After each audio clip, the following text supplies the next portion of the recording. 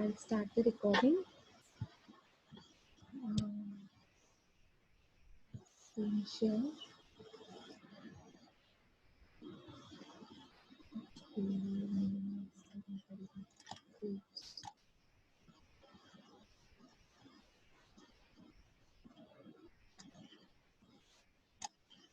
Okay.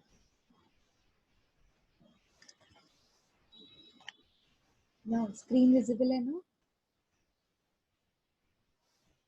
Yes, ma'am. Good. Meaning of Yes, cash ma'am. flow. Very good.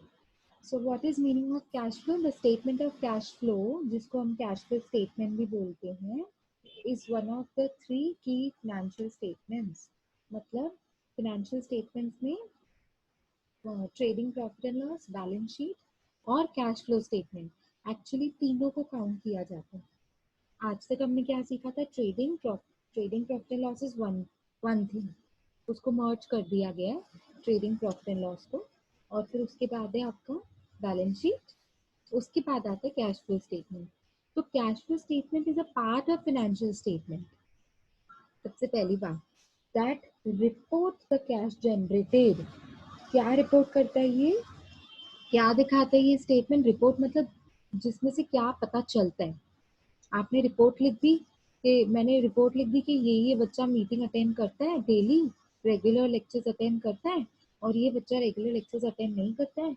इस बच्चे की इतनी मार्क्स है, इस बच्चे की इतनी मार्क्स है, इतना ग्रेड है, और इस बच्चे का इतना ग्रेड है. तो एक रिपोर्ट से ना पता लग जाता है पूरे क्लास में कौन सा बच्चा कितने अटेंडेंस दे रहा है, और एवरेज पूरा देखा जाए तो पूरे क्लास में कितनी अटेंडेंस देखी जाती है.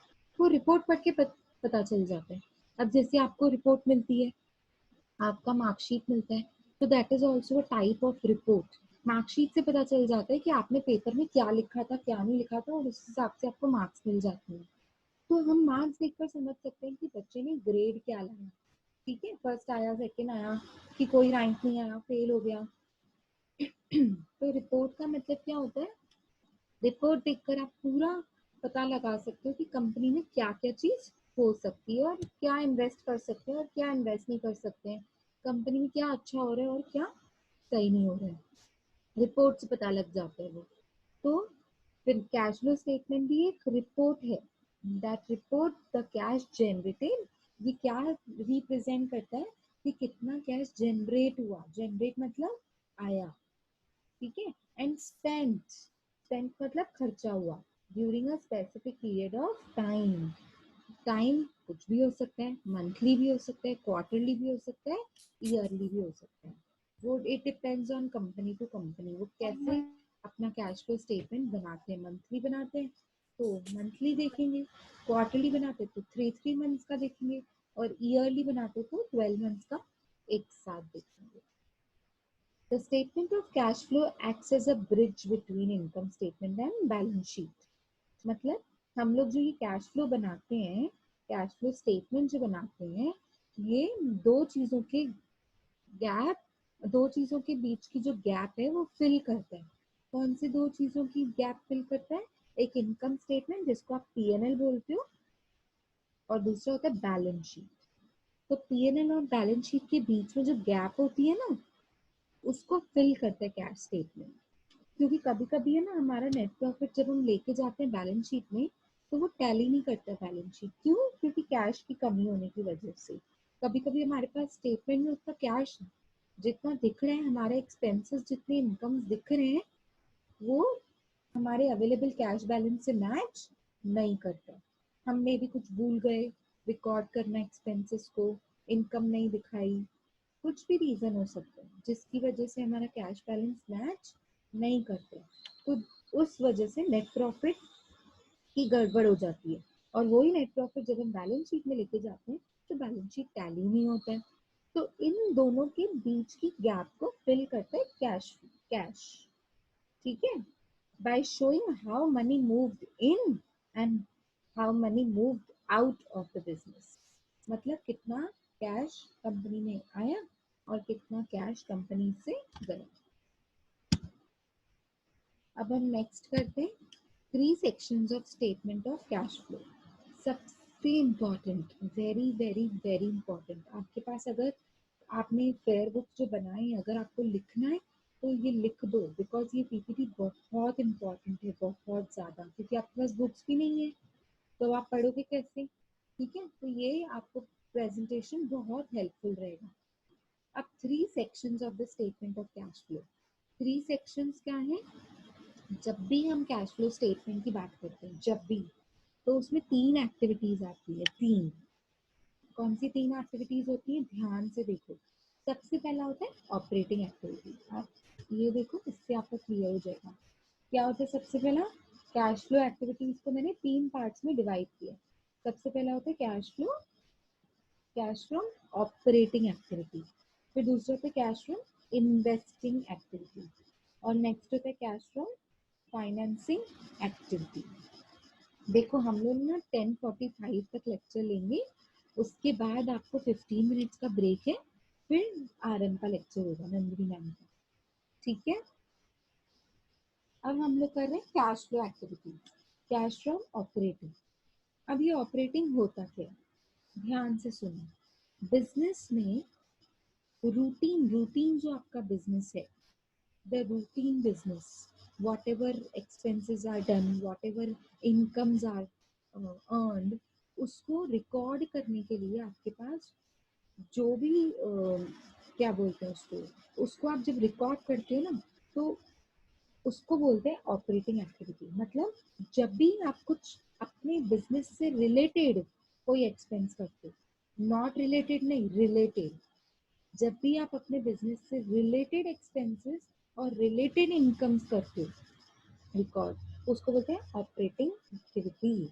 ऑपरेटिंग एक्टिविटी का मतलब होता है बिजनेस से रिलेटेड एक्टिविटीज। देखो, the principal revenue generating activities of an organization and other activities that are not investing or financing any cash flow from current assets and current liabilities। अब current assets होती क्या है? मेरे खुद के business से related debtors, stock, इससे इनमें से कुछ कैश आई। और करंट लायबिलिटीज क्या होती है? मेरे बिजनेस से रिलेटेड जो क्रेडिटर्स हैं, जो आउटस्टैंडिंग एक्सपेंसेस हैं, आउटस्टैंडिंग वेजेस हैं, तो ये सब मुझे खर्चा करना पड़ेगा, पेमेंट करनी पड़ेगी, तो ये बिजनेस से रिलेटेड है ना। ऑपरेटिंग का मतलब होता है, देखो आपने जब भी वर्टिकल इनकम स्टेटमेंट सीखा था, वर्टिकल इनकम स्टेटमेंट में आपने 2 चीजें सीखी थी, operating and non operating, operating incomes and operating expenses, और दूसरी चीज सीखी थी non operating incomes and non operating expenses. अब ऑपरेटिंग का मतलब हमने आपको क्या सिखाया था तब? ऑपरेटिंग मतलब जो बिजनेस से रिलेटेड होता है, और नॉन ऑपरेटिंग मतलब जो बिजनेस में है पर बिजनेस से रिलेटेड नहीं है। ठीक है, एग्जाम्पल के लिए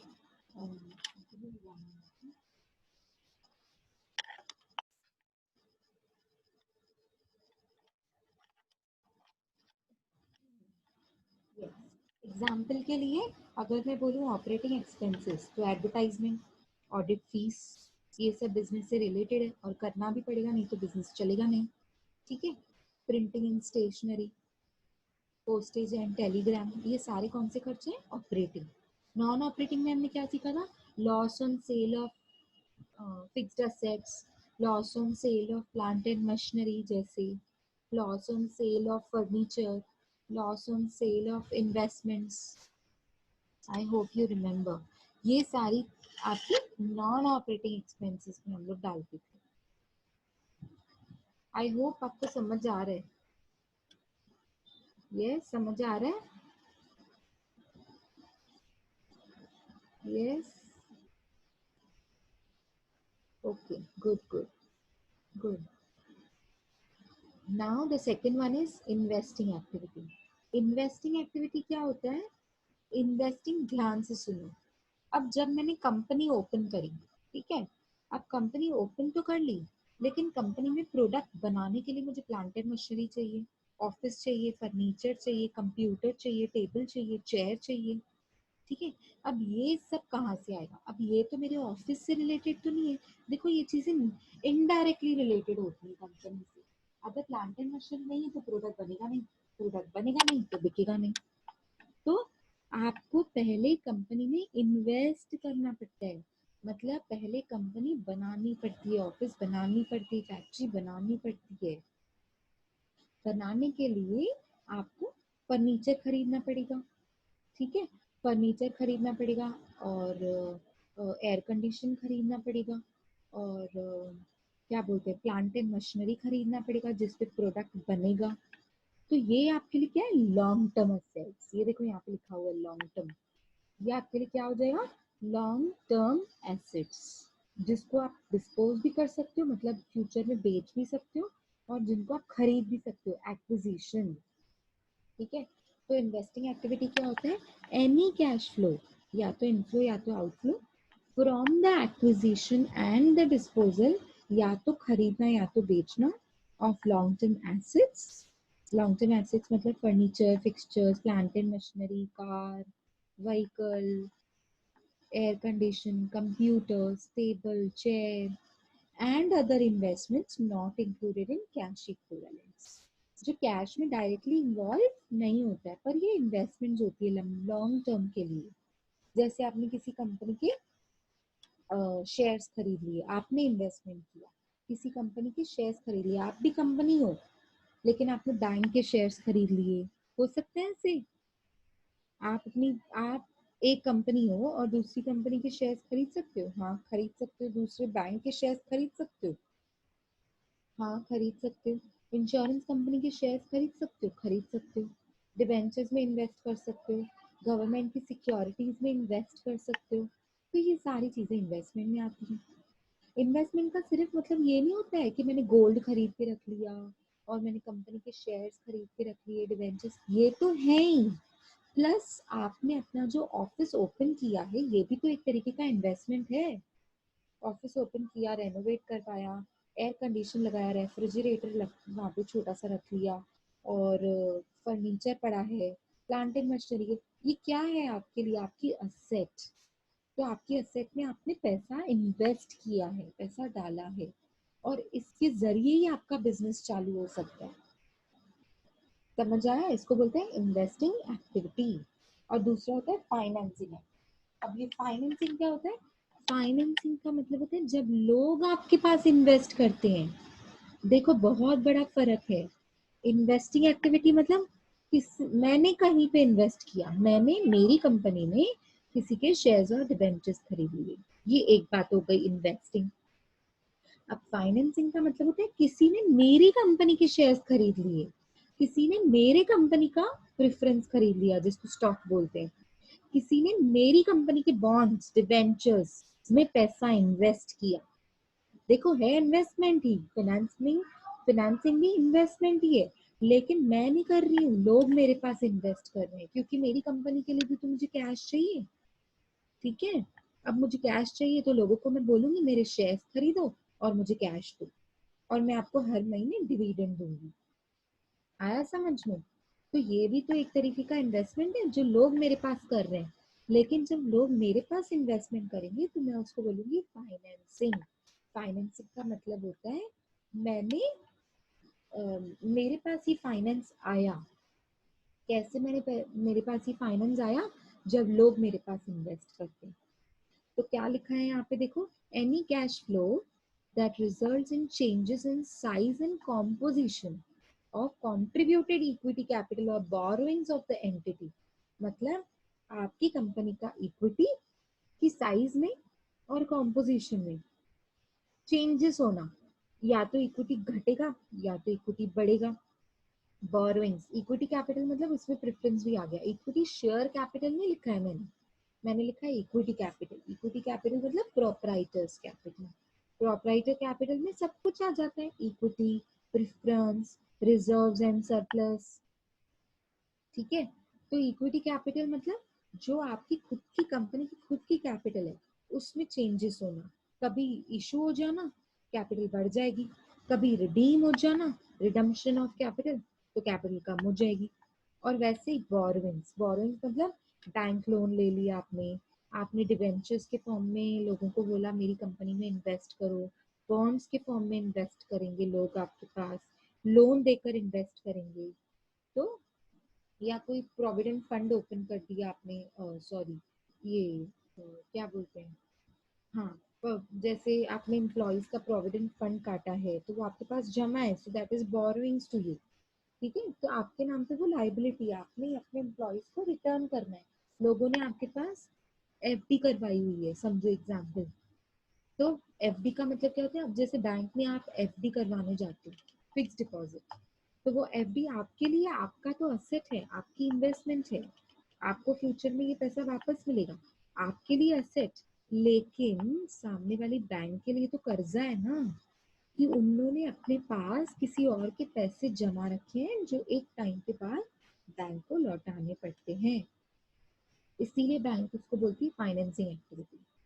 इसीलिए बैंक और कंपनीज उसको फाइनेंसिंग एक्टिविटी में डालते हैं। फाइनेंसिंग मतलब आज के टाइम पे मुझे फाइनेंस है, ये मैं कंपनी में यूज कर सकती हूँ, लेकिन 5 साल के बाद, 2 साल के बाद, जब भी फिक्स डिपॉजिट मैच्योर होगी तो मुझे ये पैसा लौटाना पड़ेगा। ठीक है, समझ आ रहे हैं आपको? इसको बोलते हैं फाइनेंसिंग एक्टिविटी। अब ये तीनों एक्टिविटीज बहुत इंपॉर्टेंट है। सबसे पहला एक्टिविटी है ऑपरेटिंग एक्टिविटी, दूसरा एक्टिविटी है इन्वेस्टिंग एक्टिविटी, और थर्ड एक्टिविटी है फाइनेंसिंग एक्टिविटी। ठीक है, समझ आया सबको? Okay, now what can the statement of cash flow tell us? सबसे पहली बात तो ये स्टेटमेंट हम बनाते क्यों हैं, क्या मतलब इसमें से आपको पता लगेगा। क्या पता लगेगा? सबसे पहले तो आपकी नेट अर्निंग्स की हाई क्वालिटी पता लगती है। देखो लिखा हुआ है, cash from operating activity can be compared to company's net income.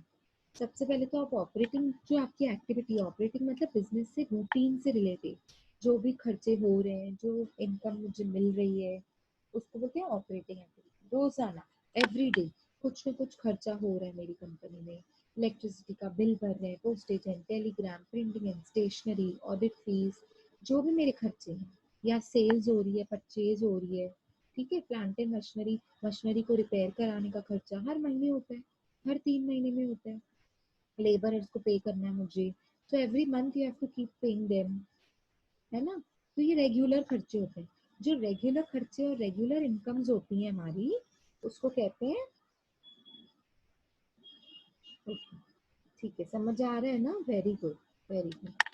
तो ऑपरेटिंग एक्टिविटीज को हम कंपेयर कर सकते हैं हमारी नेट इनकम के साथ। नेट इनकम मतलब काट साट के जितनी इनकम प्रॉफिट मेरे हाथ में बचा, उसको बोलते हैं net income. To determine the quality of earnings, मतलब हमको अ, हमारी जो अर्निंग्स है उसकी क्वालिटी पता लगती है कि वाकई में हमने अच्छी क्वालिटी में प्रॉफिट अर्न किए या नहीं किए। This statement is useful to investors because, अभी इन्वेस्टर्स को क्यों यूजफुल होता है, सेकंड पॉइंट देखो। ये कैश फ्लो स्टेटमेंट है ना, इन्वेस्टर्स के लिए भी यूज होता है। कौन इन्वेस्टर्स? शेयर होल्डर्स, जो आपकी कंपनी में इन्वेस्ट करते हैं, शेयर्स खरीदते हैं, डिबेंचर होल्डर्स जो डिबेंचर्स में इन्वेस्ट करते हैं, या फिर डेटर्स एंड क्रेडिटर्स, वो भी तो एक तरीके का इन्वेस्टमेंट ही करते हैं आपके बिजनेस में, आपसे आपके गुड्स खरीदते हैं। ठीक है, और क्रेडिटर्स आपको रिस्क पे आपको गुड्स बेचते हैं। ठीक है, कि पैसा बेशक बाद में दे देना, आज आप गुड्स लेके जाओ मेरे यहाँ से, उसको ही तो बोलते हैं क्रेडिटर्स, जिनको मुझे पे करना है। तो मैं क्यों पे करूंगी जब वो मुझे बेचेंगे कुछ। ठीक है, क्रेडिट बेसिस पे, क्रेडिट मतलब कैश पे नहीं, क्रेडिट पे मतलब बाद में पैसा दें, हम लोग उनको पे करते हैं, उसको बोलते हैं एक तरीके के, वो भी मेरी कंपनी में इन्वेस्टर्स हैं। तो this statement is useful to investors because, क्यों ये एक तरीके का स्टेटमेंट यूजफुल होता है इन्वेस्टर्स के लिए, व्हाई इज दैट सो? क्योंकि देखो लिखा हुआ है, under the notion that cash is the king. हमने ये माना हुआ है हमेशा कि कैश है ना सबसे ऊपर है, अगर कैश नहीं है तो बिजनेस सोच भी नहीं सकते हैं बिजनेस करने की। तो we have a notion, we have assumed that cash is a king.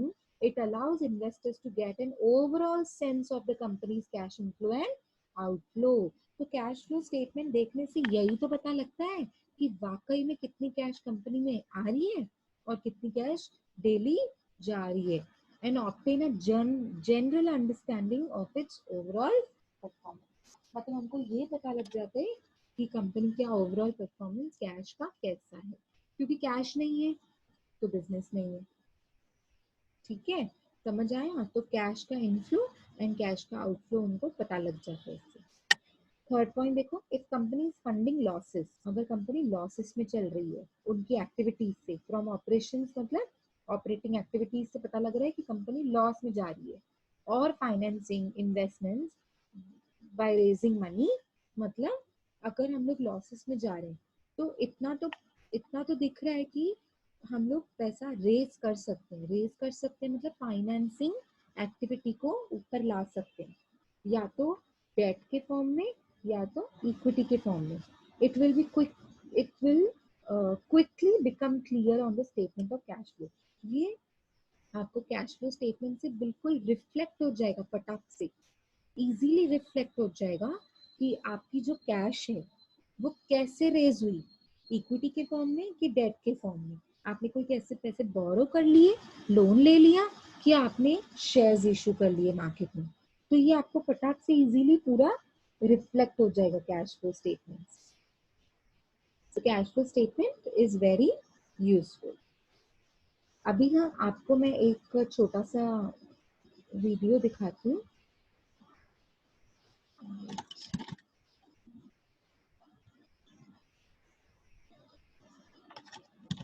You have to watch the video and मुझे आंसर करो आपको ऑडिबल है कि नहीं है। In theory, it is Audible not है? necessary to have a cash flow Yes. statement, as Yes, all is cash it items audible? could be recorded. Yes. Chat में लिखो यस। ओके, ऑडिबल है ना? Okay okay, मैं restart करती हूँ, फिर से करती हूँ।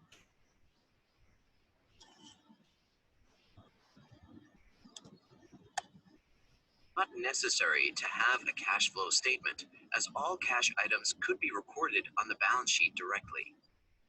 However, in practice, that is not practical, and only the closing cash balance is shown on the balance sheet, while all other details are shown on the cash flow statement. Understanding where cash comes from and how it is being used is very important for managers of the business, for financial analysts, and for other users of the financial statements. The cash flow statement organizes cash inflows and outflows into three categories. The first is operating activities. The second one is investing activities. And the third one is financing activities. Let's take a closer look now at cash flow from operating activities. This includes items that are found on the income statement, such as revenue and operating expenses. However, it only includes them if the cash payment actually occurred in that period. So, for example, it just includes revenue that the company has actually received the cash for, and it just includes expenses that the company has paid out the cash for. So, it's similar to the income statement or statement of operations in that it reflects revenues and expenses from the period, but it's different in that it only reflects them if actual cash movements occurred during the period. Now let's take a closer look at the cash flow from investing activities. Investing activities include things like purchasing property, plant, and equipment, or selling those assets, as well as making investments in other businesses, or acquiring or divesting of entire businesses. This is where a company records its capital expenditures as well as M&A activity. If we take the cash flow from operating activities and we add the cash flow relating to investing activities, then we arrive at the net cash flow before financing activities. The final category on the cash flow statement is cash flow related to financing activities. This is very distinctly different from operating and investing activities. This includes things like issuing shares, raising new debt, repurchasing shares or repaying debt, as well as paying dividends. Finally, if we take the cash flow from operating activities, add the cash flow from investing activities, and add the cash flow from financing activities, then we finally arrive at the net cash movement over the period. This is the total change in cash position for the company. In theory, Okay. Was it audible properly? Audible था? Did you watch the video? Okay, good, good. So let me come back to my PPT. तो cash flow statement में उन्होंने explain किया 3 activities को, cash from operating activity, cash from investing activity and cash from financing activity. Operating means day to day routine business से related जो भी activities होती है। इन्वेस्टिंग मीन्स आप कंपनी में कुछ जो जितना भी अमाउंट इन्वेस्ट करते हो in the form of assets, long term assets,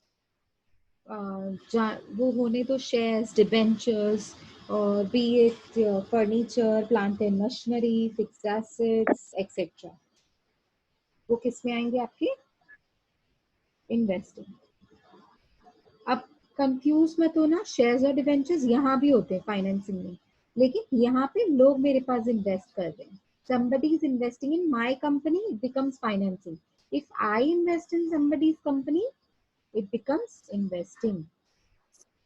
cash from financing क्या होता है? जब लोग मेरे पास इन्वेस्ट करते हैं तो मेरे पास कैश आई, शेयर्स गए, ठीक है, जिसको बोलते हैं issue of shares, redemption of shares, issue of debentures, redemption of debentures. Cash आ रही है, जा रही है, वो एक अलग बात है, बट है तो वो फाइनेंसिंग एक्टिविटी ना, ठीक है, समझ आया आपको ये? अब आज के लिए इतना ही। हम लोग कल ना हम लोग फॉर्मेट सीखेंगे, ये वेरी वेरी इंपॉर्टेंट। मतलब आपके पास अभी बुक्स भी नहीं है, और बुक में ना ऐसा फॉर्मेट नहीं दिखेगा, मैंने ना थोड़ा अपने हिसाब से इजी फॉर्मेट हमेशा से ही बना के रखा है, और यही फॉर्मेट में हमेशा सिखाती हूँ। तो आपको शायद ऐसा बुक्स में भी नहीं मिलेगा इतना इजीली, तो आप नोट डाउन करो, या फिर आपको चाहिए तो मैं ये शेयर कर सकती हूँ पीपीटी।